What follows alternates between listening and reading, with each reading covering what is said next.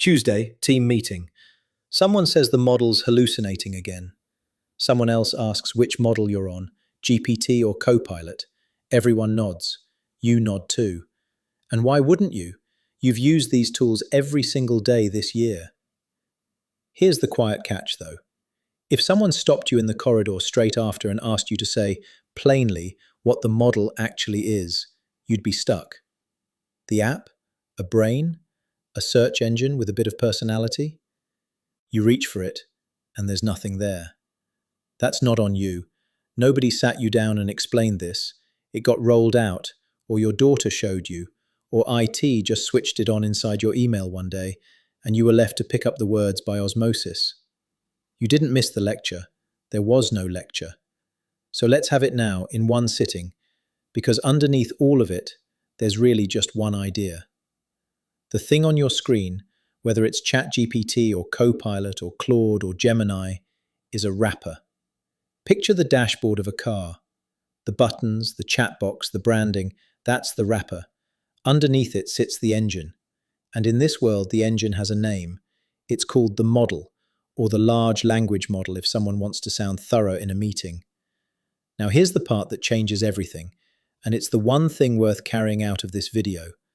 The model is not a database. It is not quietly flicking through a giant filing cabinet of facts and handing you the right drawer. It was trained, once, on an almost unimaginable pile of text, and out of all that, it learned a single trick. Given the words so far, guess the most likely next word. Then the next one. Then the next after that. It isn't looking anything up. It's guessing the next word, fast enough that it feels like a conversation. Sit with that for a second, because once you've got it, three things that used to be strange explain themselves. It sounds utterly confident, even when it's flat wrong. Of course it does. It was never checking a fact. It's finishing a sentence, and a smooth sentence reads just as smooth whether it's true or not. That, right there, is what your colleague meant by hallucinating. It isn't a glitch, and it isn't lying. It's just the guessing carrying on with nothing to check itself against. It also has a habit of agreeing with you. Naturally, your own words are sitting right there in front of it, tilting what the likely next word looks like. That's not flattery, it's momentum. And ask the same question of ChatGPT, Copilot, Claude, and Gemini, and you'll get 4 slightly different answers, because they aren't one engine in different outfits. They're different models, trained by different companies, doing that same trick with their own habits. ChatGPT comes from OpenAI. Copilot is Microsoft's tool, running an OpenAI model. Claude is Anthropic's. Gemini is Google's. And there are serious ones coming out of Chinese labs now too, like DeepSeek. Picture the lunchroom, Tuesday Arvo. One colleague's on Copilot, because that's what IT switched on with Microsoft 365. Another's been using ChatGPT on her phone since her daughter set it up for her. A third one mentions, almost in passing, that Gemini's turned up inside her work Gmail, uninvited. For a second, it sounds like 3 people talking about 3 unrelated things. They're not. They're all describing the same idea, different wrappers, sitting on different engines, built by different makers. And more than 2 in 3 Australian workers are already somewhere in that conversation, whether or not they'd ever call themselves an AI person. You are not behind. You're in the room with everyone else.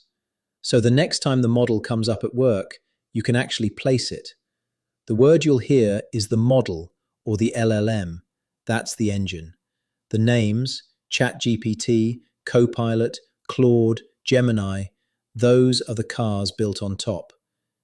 Do the quick translation in your head. Wrapper on the outside, engine underneath, and clock who built it. And if you're feeling game, ask the one question that quietly unlocks the rest of the meeting. Which model's that actually running on? Half the room will be relieved someone finally said it out loud. So, back to Tuesday. Someone says the model's hallucinating again. Someone asks which one you're on. Only this time, you're not just nodding. You know it isn't looking anything up. It's guessing the next word.